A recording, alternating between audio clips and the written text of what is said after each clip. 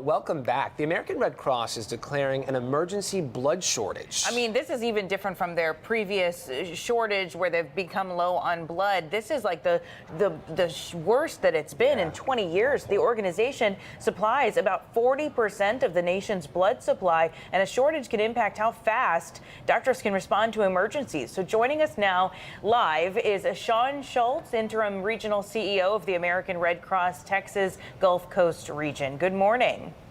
Good morning. Thanks for having me. So far, we know that you believe that the blood shortage is low, but do we know, are doctors or hospitals, are they feeling the impact of this?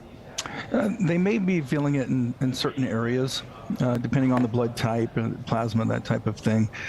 What we do know is that every 2 seconds we're in front of somebody delivering blood, and we don't want that to stop for sure. Sean, talk to us about how we can compare the blood we do have to a normal level of supply. Yeah, I think that when you think about 40% of anything, 4 in 10, it's a lot.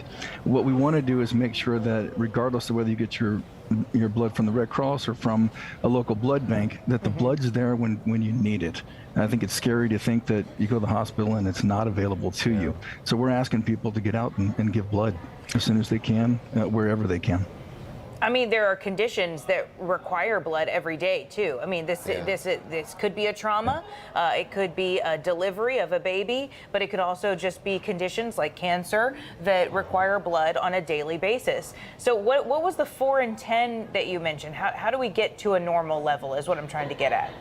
Well, I think that right now we're at a 20-year low, and there's a lot of reasons for that, right? We have a northeastern up north that's causing people not to come. We just went through the holidays. It's normal for us not to have, to be a little short during the winter time across all blood banks and blood and biomed products.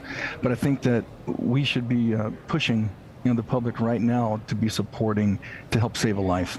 And that is the goal, that to encourage folks to donate. Sean, we got to talk about, though, if we don't meet these levels, what happens if the blood donations do not come in, if we do not see an increase? Yeah, I think that you can imagine if you show up for a blood transfusion or if you get injured and you need blood and you don't have it, it can cost someone's life. Yeah. So that's our appeal now, is that please help us save a life. Come join us at a blood drive. Help us save somebody that needs it. Yeah. And they will start prioritizing in the hospital who's going to get blood right now and who can maybe wait another day. Yeah. But you just don't want to ever be in that situation where you're having to choose which patients get what. So how do we get here? I mean, is it just a matter of like people just don't want to donate blood anymore? Because I know, yes, during the holidays you have a natural dip in supply. Typically during the summertime when people go on vacation, you've told me that you get a dip in supply. But like, how did we get this bad? Yeah, I think across the United States, with all of those that collect blood, distribute blood, and store blood, that we've seen a decrease, and the decrease comes from the change in people's lifestyle. The fact that folks are not going into work as often maybe, or they're working from home, or they're just not out in public as much as you would think. And some of that comes from COVID. Some of that just comes from the fact that it's changed over time. And then the holidays are just a time when people, number one, start to not feel good and think maybe they shouldn't give blood. Or I think what you can do is just call 1-800-RED-CROSS or get on redcrossblood.org and ask, hey, here's what's going on with me and how can I support? Yeah, and for people watching right now, people who are eligible to donate, that has changed. The FDA has changed its guidance. We've seen it over the past few years, starting with COVID. Those guidelines were laxed, they were loosened, but now we have a new set of guidelines. Who is eligible, Sean, and what are the restrictions currently?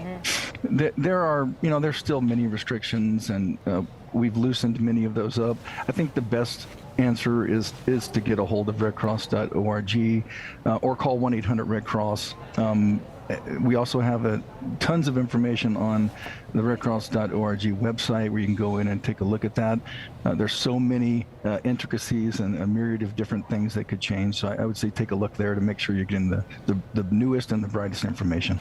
Yeah, absolutely. All right. Well, thank you. We will link people to that on click2houston.com. I know that giveblood.org is also how people can donate here locally. So we'll be sure to let people know, because it all goes into one big supply that we need. And I know you guys work together a lot. So it's just critical that we just get people donating no matter where they go to donate. So thank you so much for that information, Sean. And like I said, we'll be sure to link people to that on click2houston.com.